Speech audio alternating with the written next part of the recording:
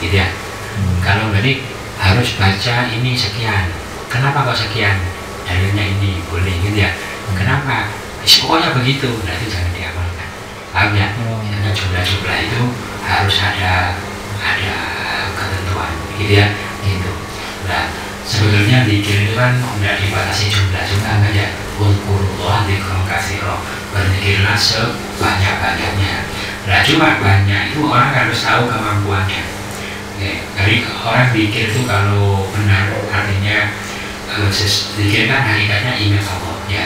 Tambah ingat tambah tenang hatinya, tambah tentram, semakin semangat. Berarti orang itu masih mendapatkan manfaat dari zikirnya ya. Tapi kalau dipaksakan melampaui kemampuannya kan berat. Nah, yang ya ketika sudah berat itu tidak boleh diteruskan. Berarti orang itu sudah melampaui batas kemampuannya. Kalau ingin banyak misalnya ya boleh, tapi dilatih. Ketika masih nyaman, masih senang, nyambung, silakan diteruskan. Tidak apa-apa, tidak. Tapi kalau sudah kosong, itu berarti nanti yang masuk tambah setan. Ya. Jadi masalah jumlah itu kalau ada ketentuannya berapa, kalau ada alasannya yang bisa diterima, ada dalilnya nakli ya atau akli itu silakan. Kalau tidak ya tidak. Gitu ya. Jadi gitu. Dan tidak boleh orang itu berpikir ditarget melampaui kapasitas kemampuannya, nanti bukan ingat Allah mengosongkan diri kosong ya. Ketika kosong itu tanpa setannya masuk gitu ya.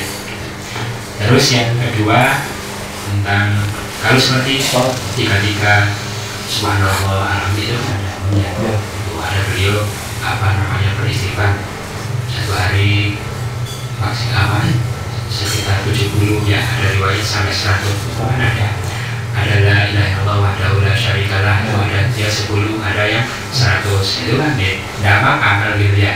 Kalau tidak ada yaitu tidak bisa dipastikan seperti itu karena tidak ada dasarnya. Terus yang pertama, yang kedua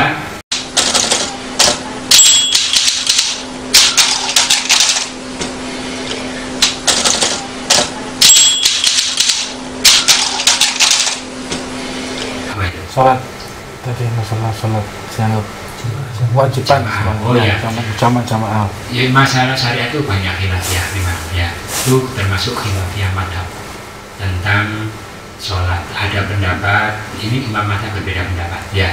Ada satu madhab berpendapat itu sunnah, memang ada sunnah. Dasarnya apa itu sholatul jamaati afdalu ala sholatil fardhi bisa berarti wa isyrina darajah kan ya.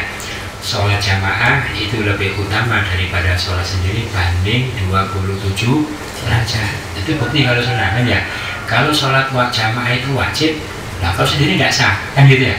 Tapi ini beliau Rasul masih diberi pahala satu, berarti sah, paham ya gitu.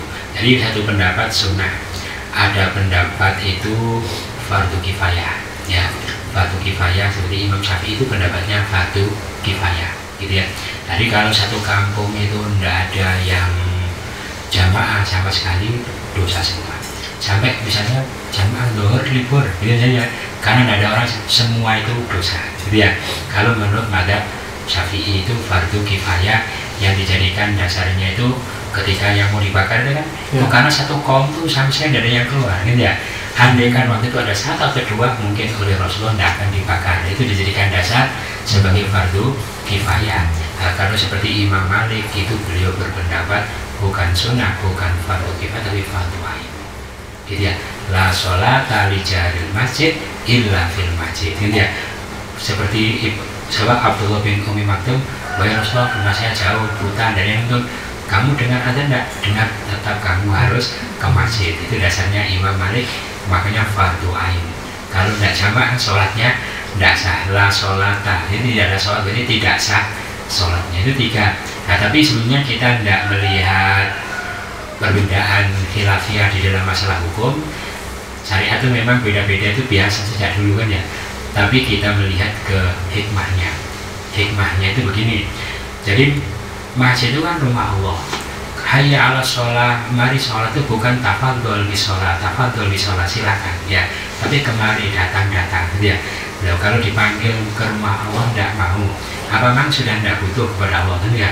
Kalau sakit siapa yang menyembuhkan? Kalau butuh apa memang sudah tidak apa mengharapkan pertolongan Allah, itu termasuk ada unsur kesombongan. Jadi kita melihat hikmahnya, tidak melihat ketentuan apa syariatnya. Kalau syariat itu memang khilafiyah.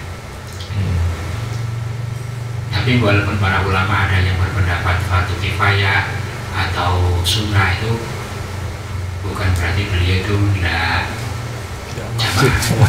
Beliau yang berpendapat begitu itu tidak pernah ketinggalan jamaah.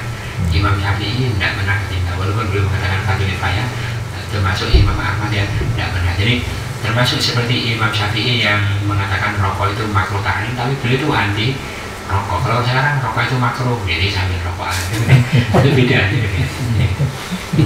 Jadi tidak melihat memang hukumnya begitu, tapi beliau itu lebih memandang kepada hikmahnya atau fadilahnya. Jadi ya, jadi rugi itu